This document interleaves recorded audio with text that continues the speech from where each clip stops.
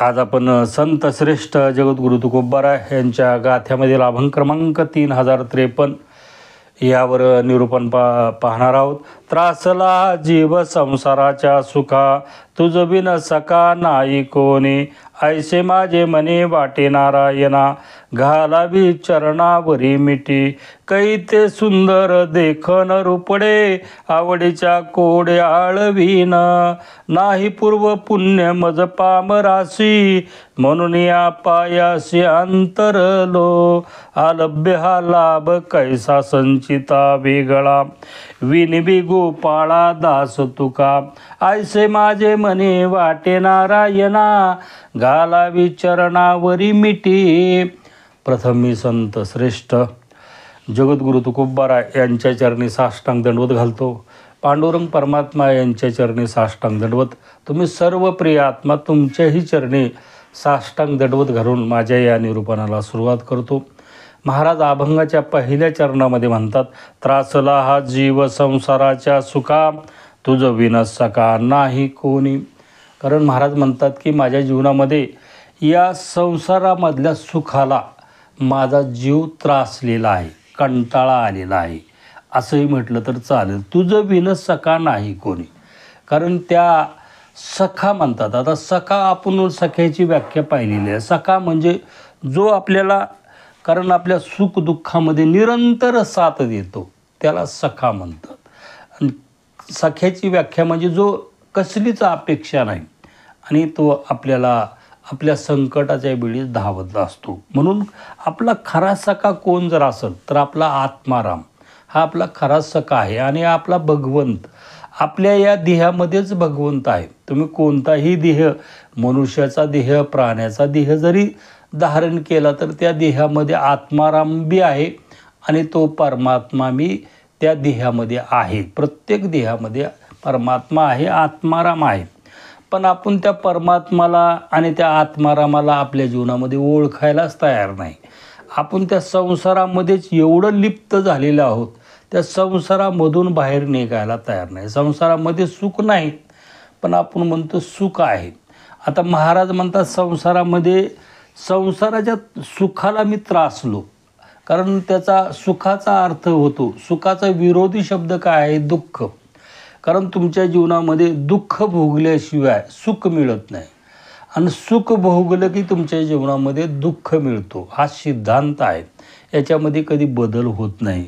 म्हणून महाराज म्हणतात, सुख पाहता जवा पाडे, दुःख पर्वता येवडे. घडी घडी आठवण मानी संताचे वचन. कारण संसारामध्ये सुख नाही, घडी घडी म्हणतात, किंवा धरी धरी आठवण मानी संताचे वचन. मग इथं म्हणतात सुख, संसारामधल्या सुखाला त्रासलो. कारण संसारामध्ये सुख नाहीच, मग तिथं त्रास होण्याचा गरजच नाही. तुझं विन सखा, कारण नाही कोणी. कोण? त्या भगवंताशिवाय सखा या जगामध्ये नाही. आपल्या जीवनामध्ये संसारामधून आपण बाहेर निघायलाच तयार नाही. आपलं, कारण मरणशय्येवर जरी आपण पडलो तरी आपल्या जीवनामध्ये संसाराबद्दलच बोलतो. 10 मजले बांधलेले आहेत, 11वा मजला बांधायचा होता, राहिलेला आहे. 50 एकर घेतलेली आहे, पण अजून 50 एकर घ्यायची होती. कारण नाताच्या नावानं मला 50 एकर घ्यायची होती. ही इच्छा, ही वासना आपल्या मनामध्ये मर्जीपर्यंत किंवा मरते समयही आपल्या जीवनामध्ये आहे. कारण याच्यावर मी छोटंसं उदाहरण देतो. माझा मित्र उत्तम कसपटे म्हणून, वय, कारण 78 वय चालू आहे. आता गावाकडे गेलो होतो तर मी म्हणलं काय चाललं आहे तात्या? तर काही नाही म्हणला, की पहिली एक मिशन आहे, लय सोयाबीनचा लोड आल्यामुळं अजून एक मिशन घ्यायची आहे म्हणला. म्हणजे चलाही नाही गेले त्याला, तरी त्याच्या जीवनामध्ये संसारामधला मोह जायला तयार नाही. हा प्रत्येक माणसाचा, तात्याचीच अवस्था नाही, प्रत्येकाची अवस्था ती आहे. परमार्थामध्ये सुद्धा ज्यानं 10 बंगले बांध, किंवा एखादा महाराज 1 मठ बांधलाय तर त्याच्यावर समाधान नाही, 10 मठं बांधायची. 1000 शिष्य झाले तर 1,00,000 शिष्य कसे गोळा करता येतील? हा जो त्याच्या जीवनामध्ये अट्टहास चालू आहे, हा जो तो सुख पाहण्याचा त्याच्या जीवनामध्ये प्रयत्न करीत आहे. संसारामध्ये सुख नाहीच. संसारामध्ये सुख या जगामध्ये मिळतच नाही. महाराज जे सांगायलेत, कारण ते विरोधी शब्द आहे. सुखाचा विरोधी शब्द आहे हे दुःख. आणि दुःखाचा विरोधी शब्द आहे सुख. म्हणून तुझं बिन सखा नाही कोणी. त्या भगवंताशिवाय सखा या जगामध्ये कोणीच नाही आपलं, असं महाराज अभंगाच्या पहिल्या चरणामध्ये सांगतात. अभंगाच्या दुसऱ्या चरणामध्ये महाराज म्हणतात, ऐसे माझे मने वाटे नारायणा, घालावी चरणावरी मिठी. आता त्यांच्या मनामध्ये काय वाटतं महाराजाच्या, तर महाराज म्हणतात की माझ्या मनामध्ये एवढीच इच्छा आहे की तुझ्या चरणावर मिठी घालावी त्या भगवंताच्या, आणि ती मिठी काही माझ्या जीवनामध्ये सोडूच नाही. आपल्या जीवनामध्ये आपल्या अंतकरणामध्येच तो परमात्मा आहे, आपल्या अंतकरणामध्येच तो आत्माराम आहे. आपल्याला त्याला कधी भेटावं, त्याच्याशी बोलावं, त्याला मिठी मारावी आपल्या मनामध्ये भावनाही येत नाही. आपण देव हुडकीत राहतो मंदिरात, किंवा कोण्या महाराजाच्या मागं आपण फिरत राहतो. कोणता मोठा साधू चमत्कार दाखविला आहे असं त्याच्या मागं आपण फिरत राहतो. पण देवा तुझं आहे तुझं पाशी, परी तू जागा सुकलासी. म्हणून कारण देव तुमच्या हृदयामध्ये आहे, कारण तो आत्मारामही तुमच्या हृदयामध्ये आहे. त्याच्या चरणावर तुमच्या जीवनामध्ये एकदा मिठी मारली, ते मिठी महाराज म्हणतात मी माझ्या जीवनामध्ये सोडायला तयार राहील. आपणही आपल्या जीवनामध्ये त्या आत्मस्वरूपाच्या चरणावर मिठी मारावी आणि ती मिठी आपल्या जीवनामध्ये सोडूच नये, असा अभंगाच्या दुसऱ्या चरणाचा भावार्थ होतो. अभंगाच्या तिसऱ्या चरणामध्ये महाराज म्हणतात, कै ते सुंदर देखन रूपडे, आवडीच्या कोडे आळवीन. आता इथं स्पष्ट सांगतात महाराजाला, कारण त्या भगवंताची प्राप्ती झालेली आहे. कारण त्यांचं रूप, त्या भगवंताचं रूप पाहून महाराजाला त्यांच्या अंतकरणामध्ये एवढं प्रेम निर्माण झालेलं आहे, त्याला आलिंगन देव वाटाले त्या भगवंताला.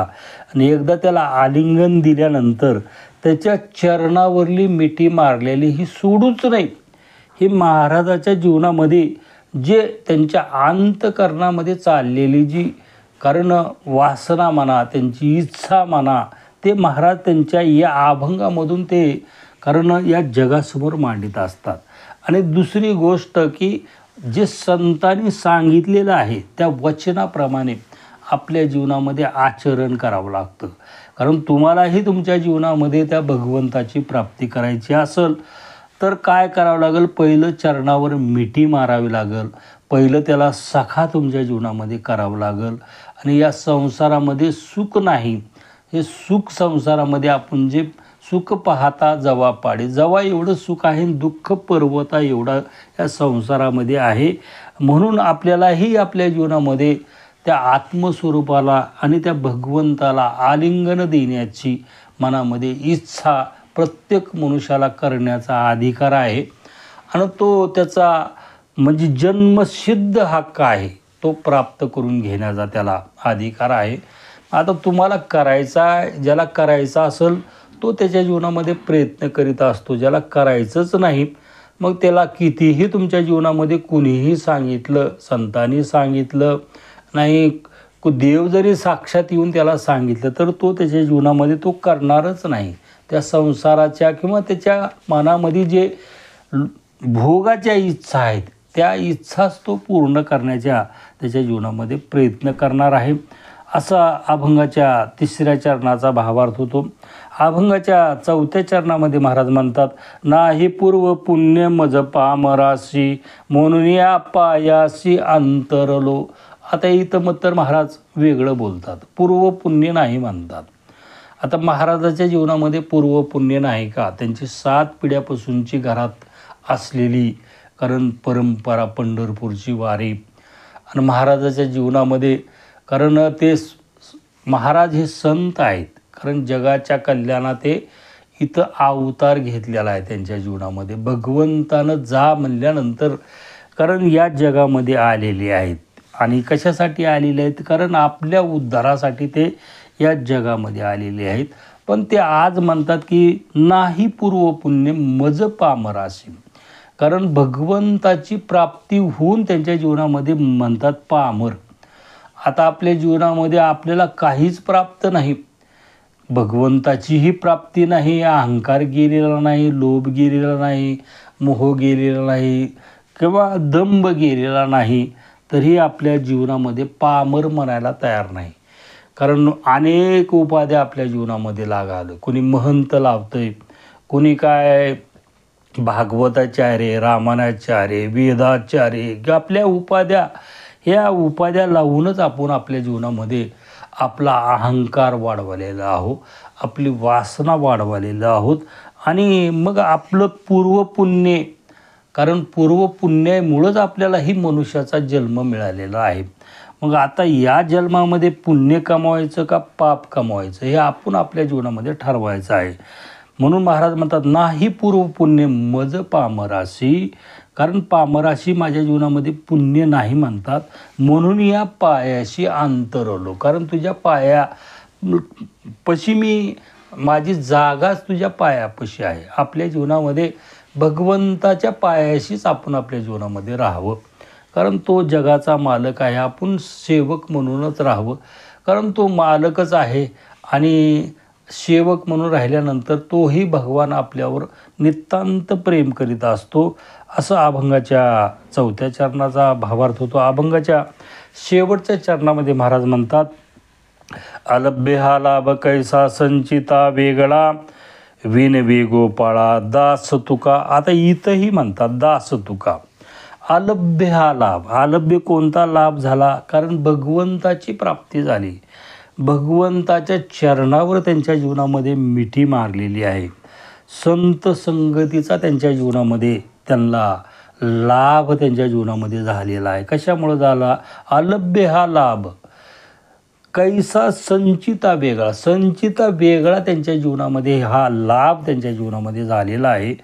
आता भगवंताची प्राप्ती झाल्यानंतर या जगामध्ये त्याच्यापेक्षा लाभ दुसरा काहीच नाही.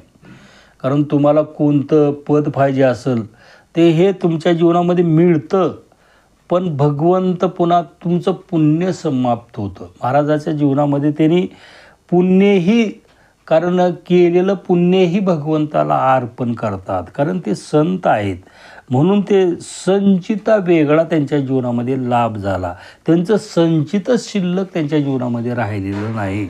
आणि विनवी गोपाळा दास तुका, कारण दास म्हणून त्यांच्या जीवनामध्ये घेतात, पामर म्हणून त्यांच्या जीवनामध्ये घेतात. म्हणून ते संत आहेत, महान आहेत.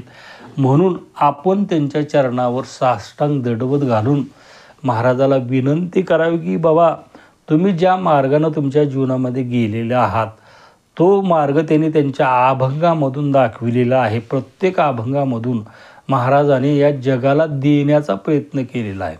पण इथं घेणाराच नसेल, कारण तर कोण, कारण गाथा तुमच्यासाठी उपलब्ध आहे महाराजाचा. तुम्ही वाचलात तर तुमचा माथा तुमच्या जीवनामध्ये ठीक झाल्याशिवाय राहणार नाही. असं या अभंगावर माझ्या बुद्धिमत्तेप्रमाणे, माझ्या ज्ञानाप्रमाणे मी विवेचन मांडण्याचा प्रयत्न केला. झालेलं निरूपण सद्गुरू चिन्मयानंद स्वामी, तुम्ही सर्व प्रिय आत्मा पांडुरंग परमात्मा महाराजाच्या चरणी हे शब्दरूपी भावपुष्प अर्पण करून माझ्या अल्पशा सेवेला पूर्णविराम. तुकाराम तुकाराम तुकाराम तुकाराम. बोला पुंडलिक गुरुदेव हरी विठ्ठल श्री ज्ञानदेव तुकाराम.